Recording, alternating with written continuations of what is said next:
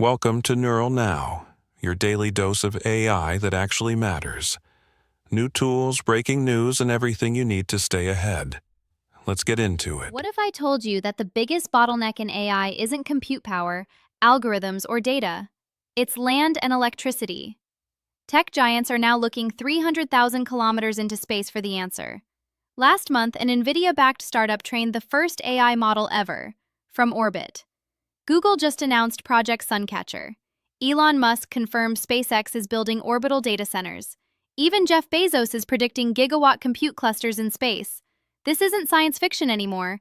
This is the AI space race, and it just went from theoretical to inevitable. Let's talk about why this is happening now. The numbers are staggering.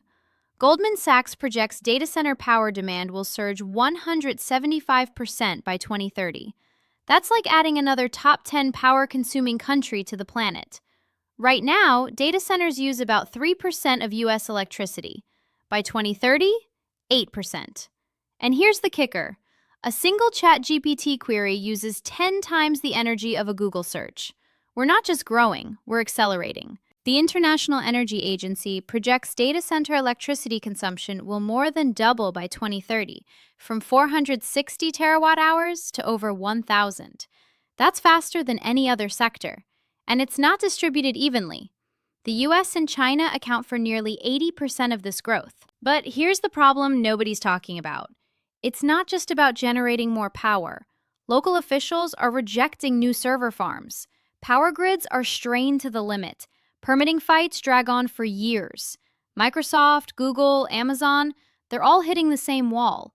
There's simply not enough land, not enough power, and too much red tape.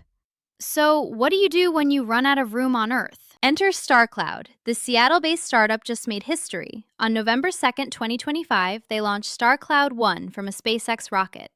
Inside that 60-kilogram satellite, an NVIDIA H100 GPU, 100 times more powerful than any compute ever sent to space before. The satellite orbits at just 350 kilometers, what's called very low Earth orbit.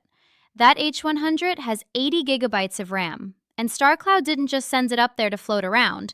They put it to work. They trained NanoGPT, a language model created by OpenAI founding member Andrej Karpathy, using the complete works of Shakespeare, from orbit.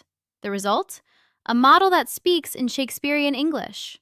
They also ran Google's Gemma model, marking the first time in history an LLM has been queried on a high-powered GPU in space. But this is just the beginning. StarCloud 2 launches October 2026 with 100 times the power-generating capability. It will carry multiple H100s and NVIDIA's more advanced Blackwell B200 chips. By 2027, they're planning a 100-kilowatt satellite. That's comparable to the entire International Space Station. Their endgame? A 40-megawatt data center in space by the early 2030s. And by 2035, a 5-gigawatt constellation with solar panels measuring 4 kilometers wide. That's more power than the largest power plant in the United States, harvested directly from the sun 24/7. Google isn't sitting this out. CEO Sundar Pichai just unveiled Project Suncatcher, and his vision is massive. Quote, "One of our moonshots is to have data centers in space so we can harness energy from the sun. 100 trillion times more energy than what we produce on all of Earth today." Google plans to launch 2 pilot satellites in early 2027 in partnership with Planet Labs.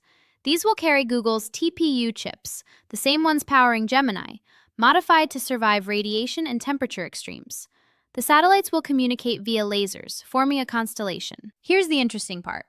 Google admits this only works if launch costs drop dramatically. Right now, it costs $1,500 to $2,900 per kilogram to reach orbit. Google says if that drops to $200 per kilogram, which SpaceX's Starship could achieve by 2035, then space data centers become cost-competitive with Earth-based ones. They're betting on Elon Musk's rockets to make their dream possible. Speaking of Musk, he's not just providing the rockets, he's building his own orbital data centers. In November, Musk confirmed that SpaceX, quote, "will be doing data centers in space by scaling up Starlink V3 satellites." Current Starlink V2 satellites max out at 100 gigabits per second. The upcoming V3 generation, 1 terabit per second, a tenfold leap.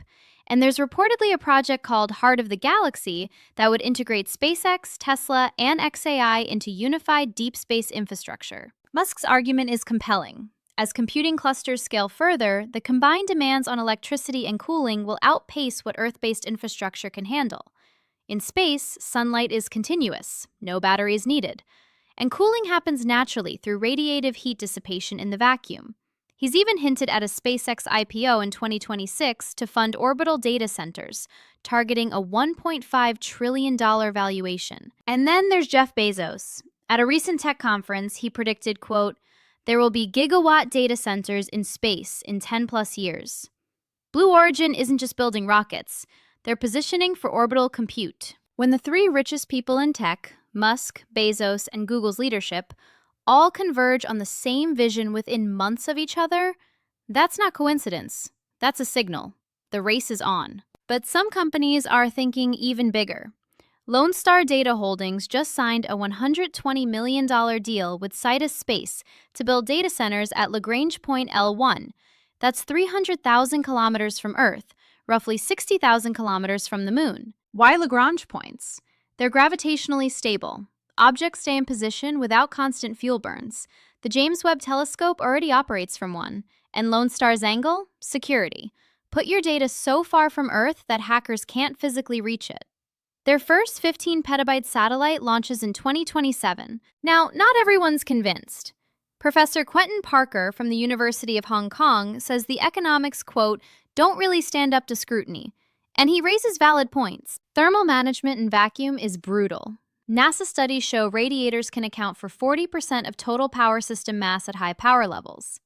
Then there's bandwidth, getting data back to Earth. And reliability. You can't send a technician when something breaks 300,000 kilometers away. Google admits these are, quote, "significant engineering challenges."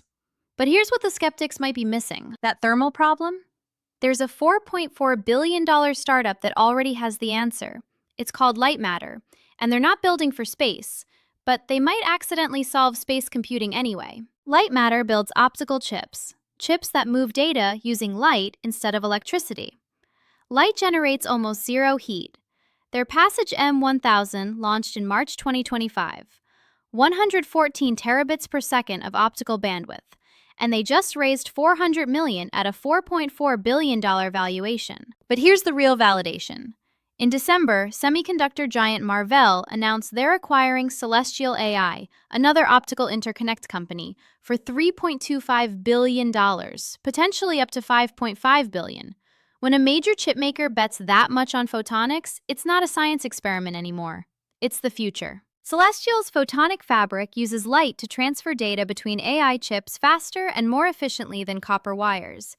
This is becoming essential as AI systems need hundreds of chips working together to train the biggest models. Now, you might have heard about LightGen, that all-optical AI chip from China that's supposedly 100 times faster than NVIDIA. It made headlines just last week. Here's the thing. It's a research prototype from Shanghai Jiaotong and Tsinghua universities, published December 19th in Science. Impressive? Absolutely. Shipping to customers? No. Light Matter is shipping. Celestial is shipping. That's the difference between a press release and a product. So here's where it all comes together. Starcloud's 5-gigawatt constellation by 2035? Running that much compute in space with traditional chips would be a thermal nightmare. You'd need radiators the size of football fields. But photonic chips reduce heat generation by up to 100 times. Suddenly, that thermal problem becomes manageable. Space provides unlimited solar power. Photonics eliminates the heat. The vacuum provides natural cooling. It's not just a nice combo, it's inevitable. 2025. StarCloud proves AI training works in orbit. 2026. SpaceX scales Starlink for compute. 2027. Google and Lone Star launch pilot satellites. Early 2030s. Megawatt-scale orbital data centers. 2035. Gigawatt constellations. This is happening faster than anyone predicted. So here's my take. The same skepticism existed for reusable rockets, and SpaceX proved them wrong. For commercial satellites, and Starlink now has millions of users. For space tourism, and people are literally buying tickets. The AI space race isn't a question of if, It's win. And based on what we've seen in the past 2 months, StarCloud's successful test, Google's Project Suncatcher, Musk's confirmation, Marvell's $3 billion bet on photonics, that timeline just accelerated dramatically. We're watching the birth of a new computing paradigm. Not cloud computing, space computing. And in a decade, we might look back at this moment the way we look back at the first iPhone, as the obvious beginning of something that changed everything. What do you think? Will AI training routinely happen in orbit within 5 years? Drop your prediction in the comments. And if this opened your eyes to what's coming, hit that subscribe button. We break down the wildest tech stories every week.